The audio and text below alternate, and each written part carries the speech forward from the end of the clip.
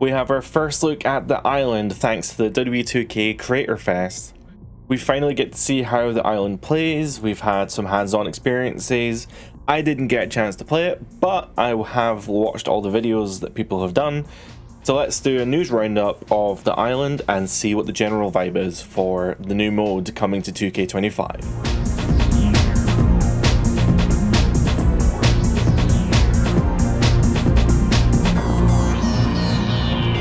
Today we're going to be talking about the island.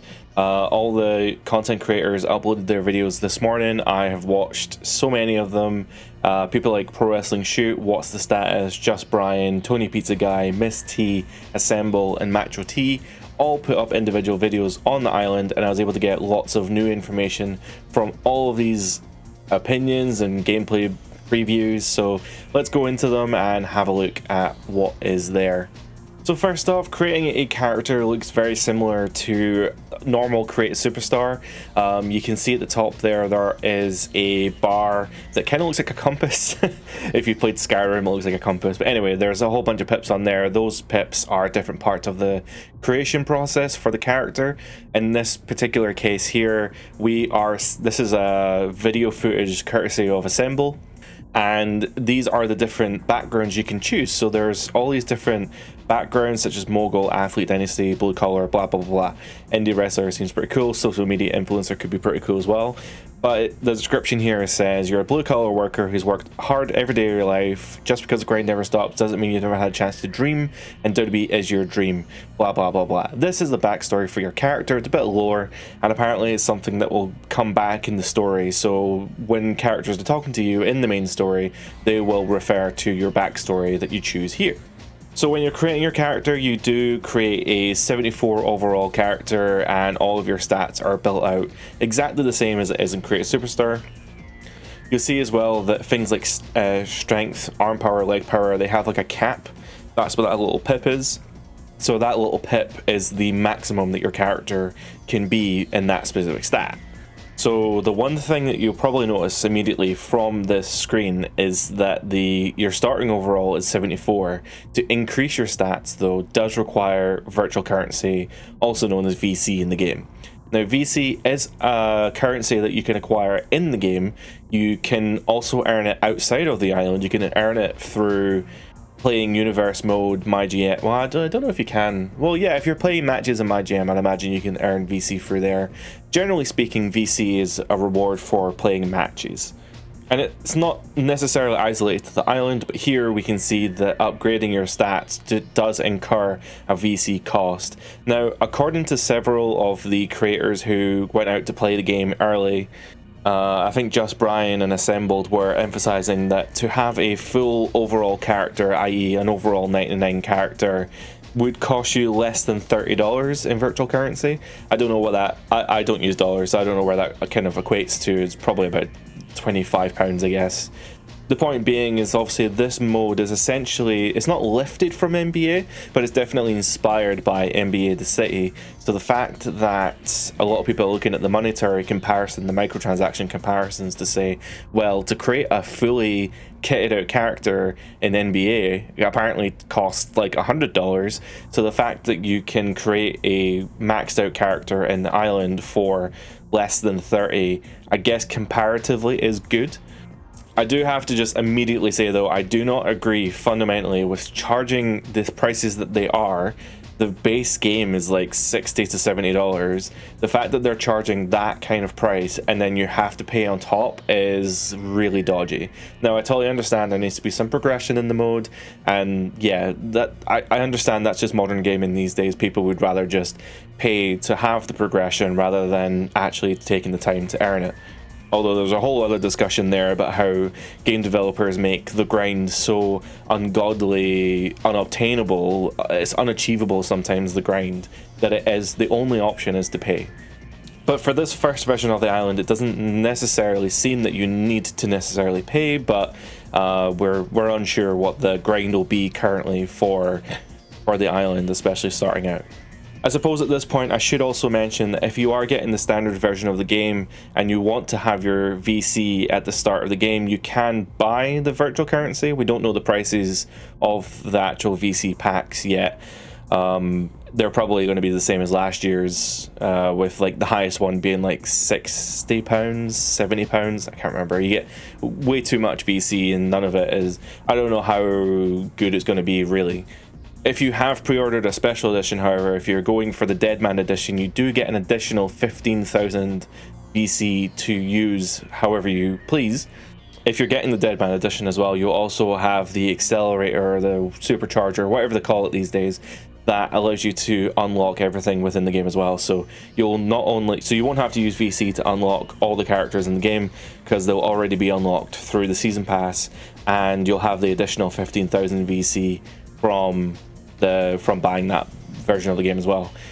Going up in other modes, you have the Bloodline edition. The Bloodline edition comes with an additional 100,000 VC, so that is a total of 115,000 for the Bloodline edition.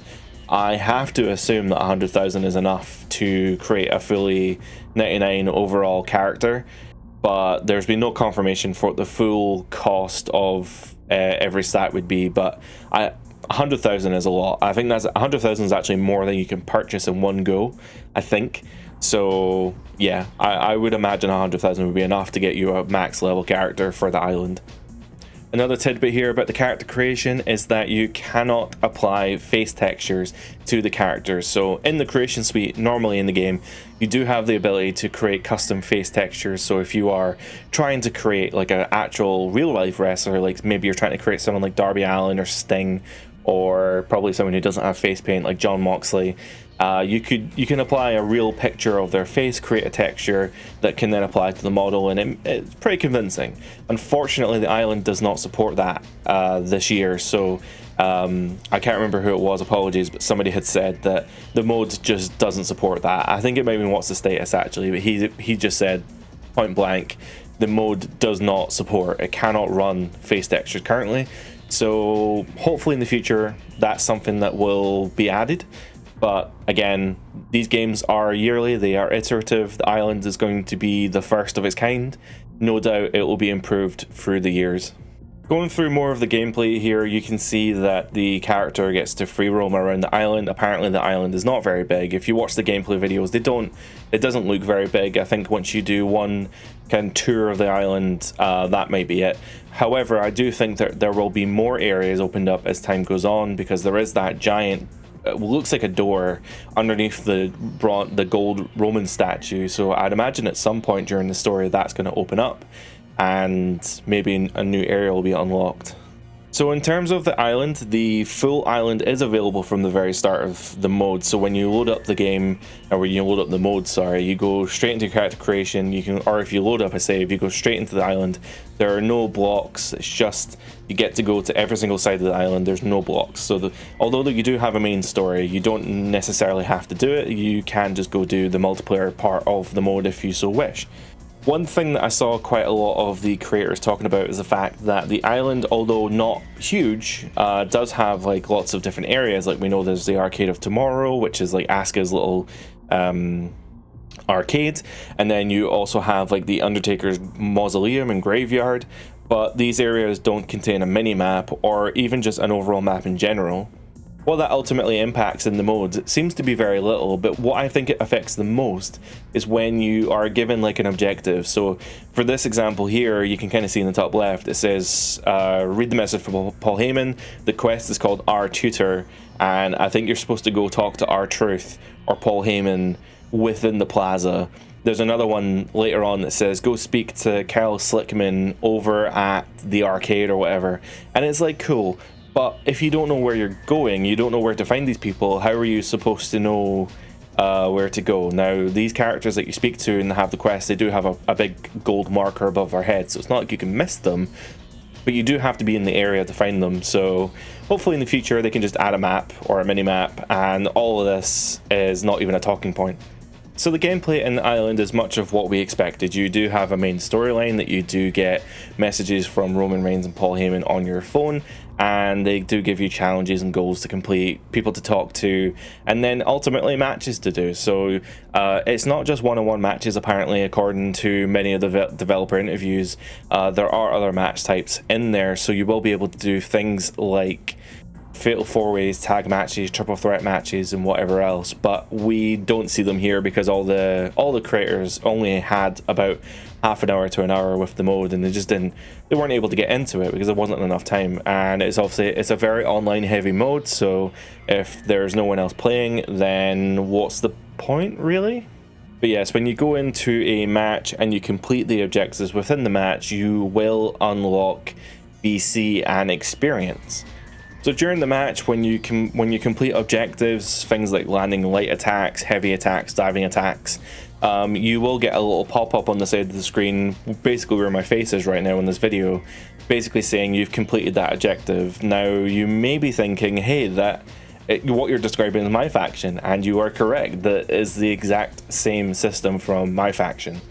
And you can see here, this is a match summary from Assemble when he completed a match, I think of the tutorial match in the island, and here he has 1000 XP that takes him part way to level 4, and he gets 180 VC. So I think on average, a lot of people were saying that you are kind of generating about 200 VC, or maybe less than 200 VC per match, with the occasional goal giving you just a little bit more than that. Miss T went through the level up system, and she had shown the full level up perks for every single level. So the maximum character level is level 50 this year, so unless it gets raised in the patches, 50 is the highest you can go. Looking at the level rewards, a lot of them are just banners and unlockables for, I guess, like created character parts and cosmetics and stuff. Banners, especially for your little banner plate for your character. The thing that really puts me off, though, is you think something like 180 VCs with the starting point, right? So maybe as you get into the level 40 and 50, maybe then you're starting to earn, maybe like 1000 VC per match, or it's just some sort of like exponential scale here, where yes, at the beginning you don't earn a lot. The more time you put into the mode, the more you earn, right? However, when looking at the leveling structure, Miss T showed level 43 went beyond 43 to 50, but 43 is the one that stood out to me because the level 43 reward was just 100 VC. And that kind of indicates to me that maybe as you progress in this mode, every single match will just give you 180 VC, or depending on how many challenges you do in the match is how much VC you get. But if you're telling me that the maximum VC I can earn per match is 200, and looking at the shop items, we can see items that range from 6,000 to 12,000 to 18,000 VC, and every single match I do is going to give me 180. That means that essentially, if I was just trying to grind out the mode, if I was just doing basic matches to unlock like that golden jacket there, I'd have to complete 100 matches. That is, and each item here costs 18,000-ish. So each one of these items in this one shop can cost 100 matches, and then you got to think about how many shops are on the island that have all these exclusive items. It just doesn't make sense to me, and I understand that all the comments are going to be, well, you just have to buy the VC. That's the point, is that it's all monetized and you just need to buy it. Well, no, because I think that monetization is obviously part of the goal here, right? 2K is a business, they need to make money, and I understand that microtransactions are a big part of that, but I want to spend money on the modes when I enjoy it, when I have fun, and it's achievable, but I just want to do a time skip. I just want to earn things a bit quicker. If you're telling me that the only way to unlock these things is to pay money or play over 100 matches per item, I'm just not going to play the mode, like just straight up. So again, we're working off of information from very limited information from the very start of the mode. As you progress on, as you complete the main story, complete the challenges and the timed events, it's very possible that these VC levels are achievable. And also you have to think as well that this mode has to last a year, right? Because although we're looking at this going 18,000 VC is a lot for now, but these characters that are being played at the Creator Fest, they are just the first like half hour of the game, and there's a whole year's worth of story left to tell. So Anyway, I'm gonna get off my high horse for that one. Talking of unlocks, you don't necessarily need to have VC to unlock things. Obviously, these things in the shops do cost VC, but Assemble did ask the developers about unlocking items without VC, and the developers did respond to him by saying that yes, there are a lot of items that can be unlocked by just playing the mode. I can't see what they are through the menus, but again, once we get hands-on, I think it will be a lot clearer as to what the goals for the mode are and what the unlockables and rewards are for completing these challenges. One thing that I think is worth highlighting from the Ringside report before, and it's just worth reiterating here as the developers did mention this during the Creator Fest with the other content creators, the island is an evolving story, right? You start with this storyline that is given to you at launch. With the way it's been described in the Ringside reports and stuff, there will be island updates to the story and content drops within each of the 5 DLC packs. So there are 5, as of now, unannounced DLC packs for 2K25, and with each of those releases you will also receive a free island update, and that will continue the story, presumably put new things in the shop for you to buy with VC, and give you the new challenges and events as well. So one of the things that I did notice in the starting moments of the island is how often you run into these 2K characters. So this one is called Flex Mignon, which is an amazing name for a character. You also run into Kyle Slickman, which is, I think, is like a security guy from MyGM or something. And these characters are cool. I appreciate they play a role in MyGM. They're also kind of usually used in MyRise to some extent. And that's totally fine, but I do think that they should look into using more of the actual WWE superstars. Now, it's very possible that, you know, again, we're looking at a very isolated view of the island. We're just looking at the first hour or so.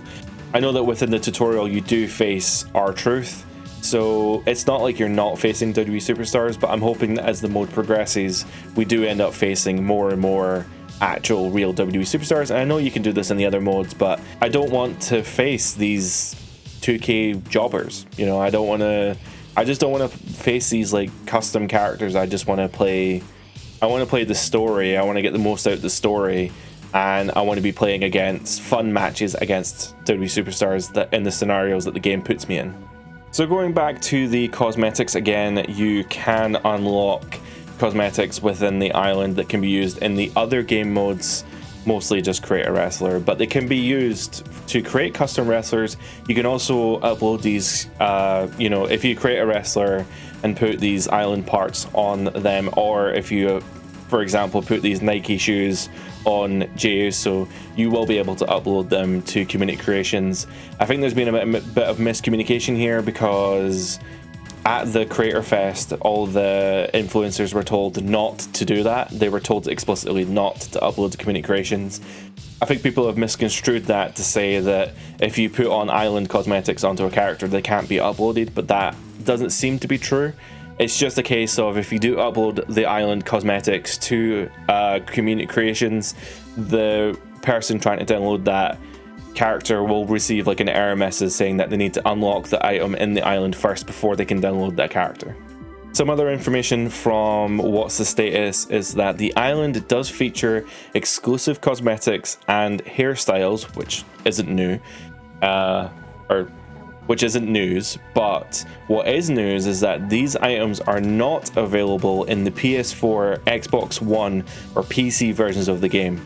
So what I was thinking was, okay, the island is a thing on PS5 and Xbox Series X and S, but the PS4, Xbox One, PC don't get the island, but there's no reason to hold back that created content, so I thought they would just have it wholesale unlocked to use within the game, but apparently that it just isn't the case. They just are not getting those exclusive island items or hairstyles. Now, I have to say, obviously, it probably goes without saying, but that is very disappointing, and I think it's already a shame that the island is not on PS4 and Xbox One. I think it's an even bigger shame it's not on PC, but I understand that modders and stuff is rightfully a concern for the 2K team, and I have to imagine that the modding scene on PC is one of the key reasons that the PC version just doesn't have the island. So again, thanks to Assemble for the video footage. You can see him just below me here, but yeah, check out his channel. He's awesome. He's much bigger than me. You know him already. Anyway, he did mention, and a lot of people mentioned, that the island is a visually interesting place. Going around and exploring it is interesting. There's lots of really nice locations and art styles within the area. However, a lot of it is not interactable, so there isn't really like a lot to do in the environment. So if you have your friends, so when you're in a lobby with up to 50 other players, and you also have the opportunity to invite your friends or do PvP matches or do whatever you want to do on the island. However, there is just like very little actual interactivity on the island. So for example, in the Aska Arcade of Tomorrow area, you've got these arcade machines, but there's nothing you can do with them. Even in the Undertaker Mausoleum area, there's like an open casket, which is a really cool looking landmark and obviously a big part of the Undertaker's history, but there is just no interactive element to that casket. It's not like you can close it, you can't click a button and it glows, or there's just nothing with it. Now, for some positives, you can emote, you can taunt and emote when you're in the lobby. So if you're with your friends or you're running around your lobby with 50 other randoms, you can just be taunting and doing whatever you want to do with your character. You just can't, when you walk towards another player, you will just phase through them. There's no collision, you can't hit them, you can't Irish whip them, you can't really do anything other than just walk around with them and hang out and taunt, I guess. Maybe there's more to it than we realized, but from what people were saying, there just isn't a lot to do. So in conclusion, I think the general vibe of the island is that people are interested. I think that they're also rightfully cautious of the fact that this is a very heavily monetized mode, and it could have pretty major implications on the creation suite, considering that a lot of the created parts for superstars and updated t-shirts and stuff for the real life WWE are locked to the island. I think another consideration to think of is the fact that this is also an online heavy mode, and notoriously WWE 2K does not have reliable online servers. It hasn't had that in a very long time. In fact, to be honest, I remember playing SmackDown vs Raw 2007 on like the GameSpy servers, and they were never that stable either. So overall, WWE has never had a good reputation for online multiplayer. And this year, you know, they're going to MyGM Online, and they now have MyGM Online with potentially peer-to-peer. You have MyFaction, which is also online, even though it's not really a multiplayer mode. And then you have the Island, which is also online and not necessarily an online mode. So there's all these little factors of like, you are building more online modes when your online infrastructure doesn't support the load that you're putting on there. So I think rightfully people are right to be cautious of the online modes, the monetization especially, because, you know, I am getting the Bloodline editions, you know, full transparency. I've already purchased it, so I will be getting that boost, that 100k VC boost, which is great, but not everyone's going to get that. And I have to imagine as well that if I do blow the 100k VC on upgrading my character, but then I decide I want to create a second character, or if I want to change my character, I'm not going to get that back. So if I wanted to create a second full overall character, then I'm going to have to drop a whole bunch more money. I also hope that they can include more interactivity to the island. I think the island is a really cool environment, but you need stuff to do in it. Give us the options to maybe punch people or Irish whip them, or even just have some like hidden treasure chests, or just something around the area, just to actually give us a reason to explore the island. And the most obvious complaint is the fact that everything is now locked to next gen. Now I totally understand if next gen is the only console that can run the island, and we're getting to the point now where we should be shifting away from the last gen and then just embracing next gen and just take the leap into next gen so that we can actually finally have new features and new systems built for the game. But holding PC back it's very clearly just that they don't trust modders, and it will affect the bottom line for the island on PC. So hopefully in the future they can bring the island to PC, they can make these improvements that I've been talking about in this video, But I guess all that's left now is we just need to get our hands on the island and actually play it for ourselves. So now is the part of the video where you let me know how you feel about the island. Are you excited for the new feature? Are you excited to get into it with your friends or just play alone? I'm personally excited for the storyline, so I'm going to be playing it mostly single player. If you want to see more WWE 2K25, I have been putting up other videos this week for the other reveals from my GMing Universe mode. There will be a new video tomorrow for my rise, so if you do want to see that as well, please consider subscribing. That's going to be us for today. Thank you so much for watching. Bye for now.